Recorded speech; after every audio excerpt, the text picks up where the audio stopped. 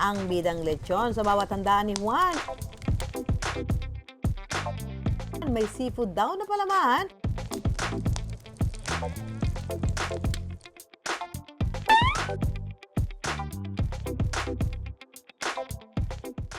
Kaya hindi na ito pinalampas ni Empoy na lutuin at lantakan sa kanyang kauna-unahang guesting sa I Wonder.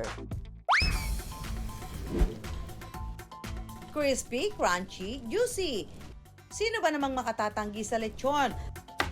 Kaya naman kapag may handaan, dito sa La Loma, Quezon City ang takbuhan.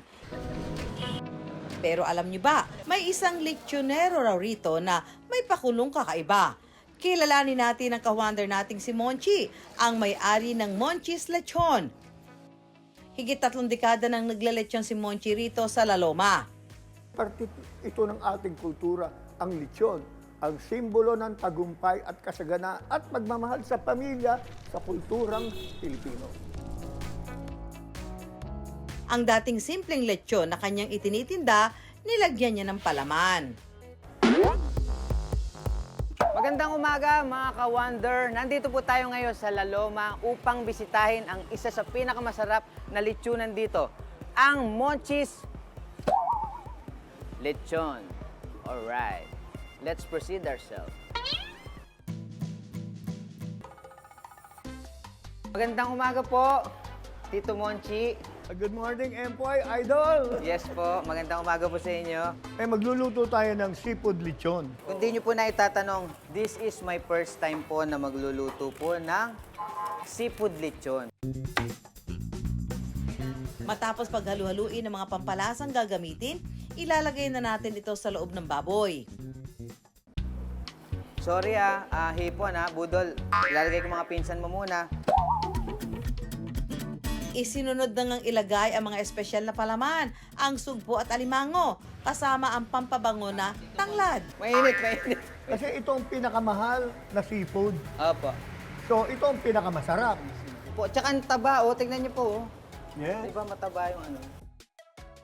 At kapag all-in na ang seafood at pampalasa, oras na para manahi ng lechon, ha?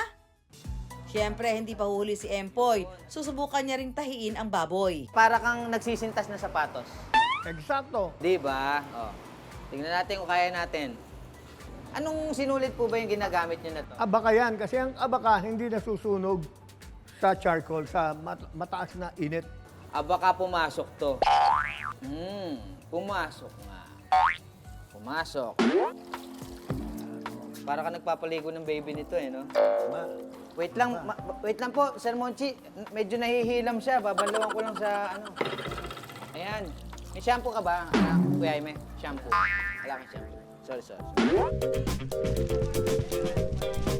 At gaya ng tradisyonal na pagluluto ng lechon, oras na para paikutin ito sa ibabaw ng uling sa loob ng mahigit 1 oras. Yung pagkakataon na pagkaluto na yung lechon, may sign po ba siya? Umaano ba siya para sa nasa jeep? Pumapara ba siya? Alam mo, nalalaman naman namin pagluto ng lechon. Yung siko niya mapula na. Yung siko, mapula. Oo, lalabas ang laman, pupula yan para natusta. Is it left or right? Pareho, both. Makalipas ang 2 oras, luto na ang seafood lechon. Matitikman ko ba yan, Empoy? Miss Susan, dadaling ko dyan sa'yo. Promise. Pwede po ba natin dito ilagay? Kasi wala po ako nakikita ng supot dito. Tulungan niyo na po. Basta lechon, hindi ko tatanggihan yan, Empoy. May surprise ka sa akin? Surprise! Yes po, siyempre may surprise ako kay Miss Susan. At ito ay ang... Charan! Seafood, ha? Lechon seafoods. Yun. Yes Tinignan po. mo yung pagluluto niyan. Tinignan ko pagluluto, tinuro sa akin ni Sir Monchi. Tikman po natin kung talaga pong masarap yung luto po. Ang siksik ng ano, ha? Yan. Wow. Sarap. Ang lasa. Maanghang. May taglay na anghang, ha? May tag, no? Kumusta naman ba ang lechonero experience mo, Empoy? Kamusta ka na, Mama Su?